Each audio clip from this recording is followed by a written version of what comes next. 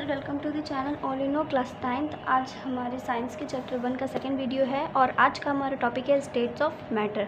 यानी कि कल हमने पढ़ लिया था कि मैटर क्या होता है, मैटर से मिलकर क्या बनता है, मैटर के बीच में फोर्स ऑफ अट्रैक्शन होता है तो रिपल्शन भी होता है और उनके बीच में गैप्स भी होती हैं।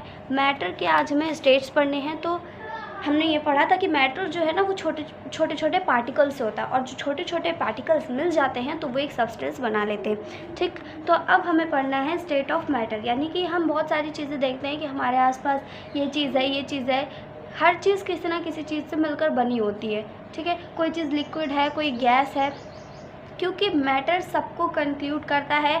मैटर हमारा एयर भी हो सकता है, वो हमारा सॉलिड भी हो सकता है, वो हमारा पानी भी हो सकता है। ठीक है, तो मैटर जो है वो सॉलिड भी हो सकता है, लिक्विड भी हो सकता है और गैस भी हो सकता है। ठीक है, तो मैटर में जो एक चीज़ नोटिसेबल है कि सॉलिड में जो है वो मैटर के पार्टिकल पास होते हैं। ठीक है, इतना होगा अगर, और लिक्विड में इससे थोड़े दूर होते हैं और गैस में तो बहुत ही दूर होते हैं। तो ये चीज़ हमेशा याद रखना कि जिसमें मैटर के पार्टिकल जितने ज़्यादा दूर होंगे उसमें मोशन उतना ज़्यादा होगा और जिसमें जितने ज़्यादा मैटर के पार्टिकल पास होंगे उसमें वो जो ठीक चीज़ है वो उतनी ही ज़्यादा स्टेबल और डेफिनाइट शेप की होगी। ठीक है, तो सॉलिड होते क्या है सबसे पहले ये देख लेते हैं। तो दे हैव डेफिनाइट शेप। इनका जो शेप होता है वो डेफिनाइट होता है, यानी कि शेप परफेक्ट होता है इनका। साइज़ और फिक्स्ड वॉल्यूम। ठीक है, शेप साइज़ इनका डिफिनिट होता है, फिक्स वॉल्यूम होता है, इनका वॉल्यूम चेंज नहीं होता है। हाँ, इन केस अगर हम इसका टेम्परेचर, इसका मेल्टिंग पॉइंट अगर इसे हम मेल्ट करते हैं तो इनका जो वॉल्यूम है, अगर उसमें से हम कुछ पोर्शन काट लेते हैं, उस पर्टिकुलर सॉलिड से हम कुछ पोर्शन काट लेते हैं तो उसका वॉल्यूम चेंज हो सकता है, अदरवाइज़ नहीं। और शेप साइज़ कब चेंज होगा? जब हम उस पर टेम्परेचर डालेंगे। ठीक है, they may break under force but it is difficult to change their shape, that's why they are rigid। ठीक है, ये तोड़े जा सकते हैं। फॉर एग्जांपल यही पेंसिल है, ठीक है, ये सॉलिड है, हम इसे तोड़ सकते हैं लेकिन हम इसका शेप चेंज नहीं कर सकते। ठीक है, उसके बाद अब देखते हैं इसकी कैरेक्टरिस्टिक्स। सबसे पहले आता है साइज इन दिस स्टेट, यानी कि solid particles are arranged in a definite manner due to which their shape and size become definite। इसमें जो होते हैं वो पार्टिकल्स है ना, जो डिफिनाइट मैनर में जो है ना अरेंज रहते हैं, इसी की वजह से इनका जो शेप होता है वो भी डेफिनिट होता है। ठीक, जितने ज़्यादा पार्टिकल डिस मैनर में होंगे, अरेंज नहीं होंगे, उसका शेप उतना ख़राब होगा। वॉल्यूम, सॉलिड देखो वॉल्यूम में दिख रहे हैं।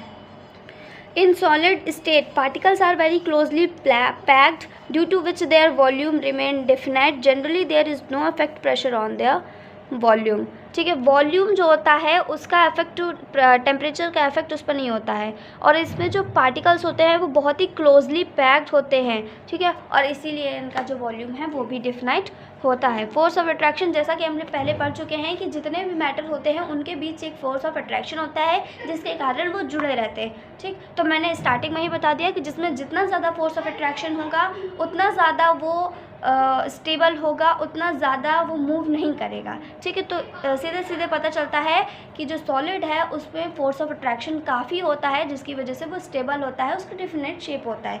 इंटर पार्टिकल स्पेस, यानी कि जो पार्टिकल्स हैं मैटर के उसके बीच का स्पेस बहुत कम होता है, इसलिए इनका फोर्स ऑफ अट्रैक्शन बहुत स्ट्रॉन्ग होता है। ठीक, density, the density of matter is equal to the mass of its per unit volume. Due to high density, solid are hard and rigid। देखो, जो डेंसिटी है वो होती है हमारी वॉल्यूम पर डिपेंड करती है, यानी कि जो डेंसिटी ऑफ मैटर होती है वो इक्वल होती है वॉल्यूम के पर यूनिट के मास के। तो जितना ज़्यादा वॉल्यूम स्टेबल होगा उतना ज़्यादा डेंसिटी स्टेबल होगी। ठीक, अब आते हैं हम अपने लिक्विड पे। अब देखो सॉलिड में कुल मिला के ये है कि इनका शेप है जो वो डेफिनाइट होता है, इनकी डेंसिटी हाई ही होती है, वॉल्यूम भी इनका डेफिनाइट होता है। ठीक है, और ये ज़्यादा मूवेबल नहीं होते, फोर्स ऑफ अट्रैक्शन इनमें स्ट्रॉन्ग होता है। कोहेंशन हमेशा याद रखना कि सॉलिड में जो है ना कोहेंशन वो स्ट्रॉन्ग होता है। अब लिक्विड पे आते हैं। तो the liquid have no fix shape but have a fix volume. जो लिक्विड्स होते हैं उनका फिक्स शेप तो नहीं होता है लेकिन उनका फिक्स वॉल्यूम ज़रूर होता है।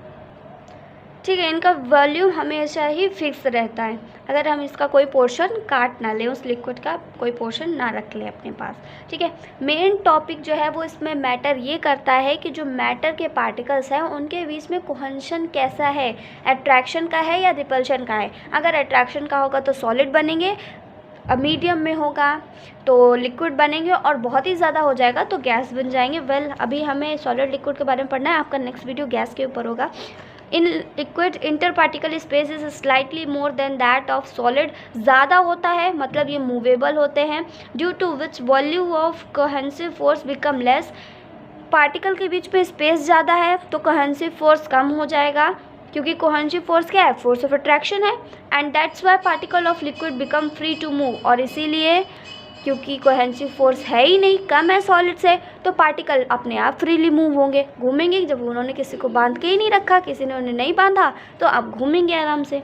Size, they don't have definite shape due to cohesion. सब चीज़ कोहेंशन पर डिपेंड करती है। इनका कोई डिफिनाइट शेप भी नहीं होता क्योंकि कोहेंशन लगा होता है ना इन पे। तो अच्छा भैया, अब वॉल्यूम आते हैं। तो वॉल्यूम मैंने पहले बता दिया कि वॉल्यूम इनका डेफिनेट रहता है, फिर शेप बदल सकता है। कंटेनर में डाल दो कंटेनर के शेप का, ग्लास में डाल दो ग्लास के शेप का। ठीक है। तो वॉल्यूम इनका जो है, देखो, particle of liquid move freely with in its boundary but they can not escape it's upper surface. Particle देखो, मान लो ये है, ये वाटर का कोई शेप है, हमने ऐसे ज़मीन पे फैला दिया, तो ये है ना इसकी बाउंड्रीज़। तो जो पार्टिकल्स होंगे वो विद इन अ बाउंड्री रहेंगे, बाउंड्री से बाहर नहीं जा पाएंगे। अब क्यों नहीं जा पाएंगे, हमने तो देखा है कि पानी बह जाता है, तो भैया with in a boundary, boundary के साथ ही तो जाता है, इधर आ जाएंगे पार्टिकल्स बस। तो होता क्यों है ये कि बाउंड्री के बाहर क्यों नहीं जाते पार्टिकल्स?